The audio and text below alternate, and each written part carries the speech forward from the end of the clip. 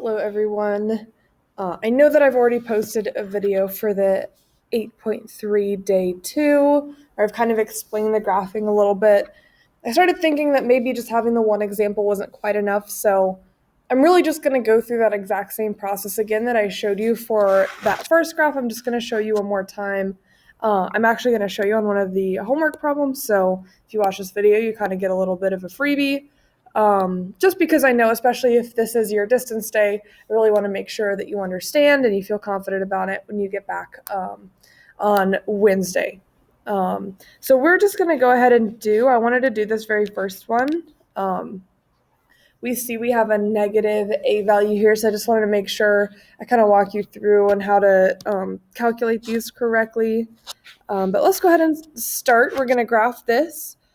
So we know when we're graphing these quadratics and we're graphing these parabolas, first thing I want to do is find my vertex, or at least my x-coordinate on my vertex. So I can kind of decide, okay, what is that middle point going to be? And I'm going to go 2 on either side of that. All right, so I'm going to do this. X is equal to negative b over 2a. We're going to use this a lot. I'm going into my original equation to find that negative b, to find that a. And my b here is just 12. So negative b is going to be negative 12. And then that's over 2 times a, so negative 2. Okay, so I have negative 12 over negative 4, which just gets me 3. All right, so I'm going to make my little x and y chart. You need to have an x and y for all of these problems. Okay, you need to have a chart. I don't just want to see random, points out of nowhere. I want to see that you actually punched through and knew where to start and all that good stuff. So my middle value is going to be 3. And then I'm going to go 2 on either side of that 3.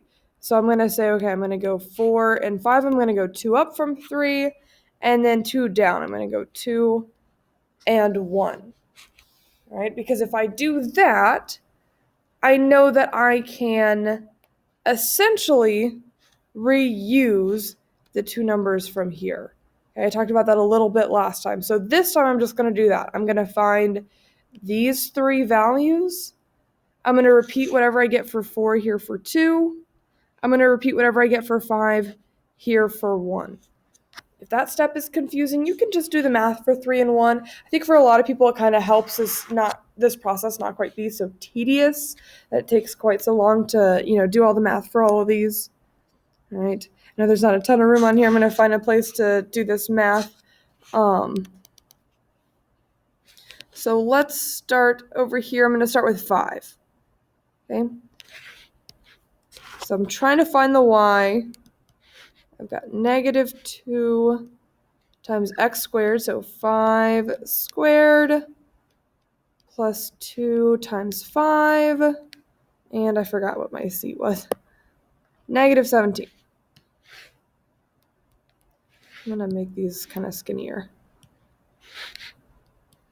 Okay, so I've got negative 2 times 25. You want to square and then multiply. Okay, 12 times 5 is 60 minus 17. Okay, so negative 2 times 25, so I have negative 50. And then 60 minus 17, what am I going to get? That's going to be 43. So negative 50 plus 43, that's going to get me negative 7. Okay, I can go over here. Oh, I'm going to do that. I'm going to go back in my x and y table, and I know that negative 7 is my value for 5. Okay, so basically I know, the reason I can do this, I know that 2 away from my vertex, okay, my y value is negative 7, and I know that it's the same on either side. So 2 to the right of my vertex, I get negative 7. Well, that means that 2 to the left of my vertex, I also get negative 7. That's why I can use that. Okay, so it just cuts down a little bit on the math. All right, let's do the same thing for 4. I'm going to use the small ones out of room.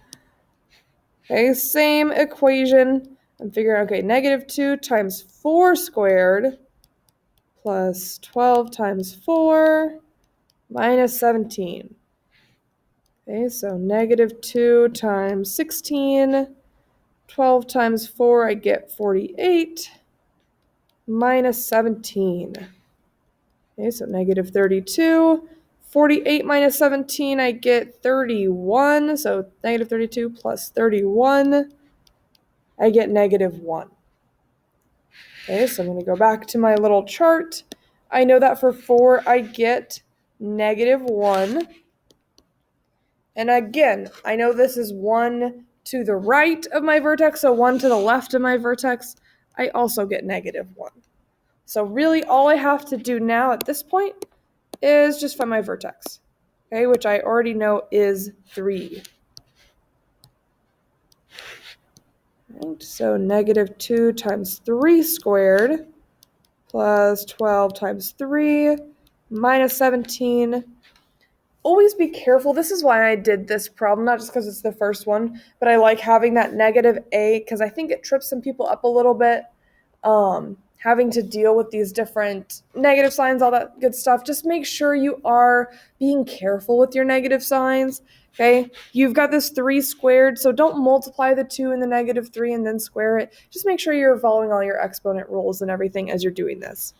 Okay, 3 squared gets me 9, so I have negative 18. 12 times 3, I get 36 minus 17. Okay. What have I got? So negative 18, negative 17 gets me negative 35 plus 36.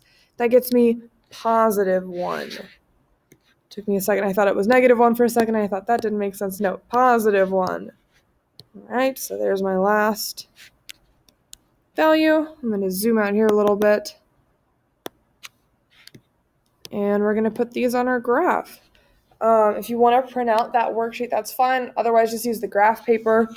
I didn't really realize that we were going to use this worksheet. I looked at the problems in the book, and I really just didn't love them. So that's why I switched to the worksheet at the last second. But anyways, 5, negative 7, we've got right over here. 4, negative 1, 3, positive 1, and it's going to look the same on the other side. 2, negative 1, it should be a mirror image. 1, negative 7. Right? Again, it almost looks like you could just connect the dots and have it be a V, but you want to make sure it looks curved. Okay, parabolas are always curved. So just make sure it doesn't look too pointy. Again, I'm not going to probably take points off for something like that, but it should look vaguely like a U, even if it's pretty steep. All right.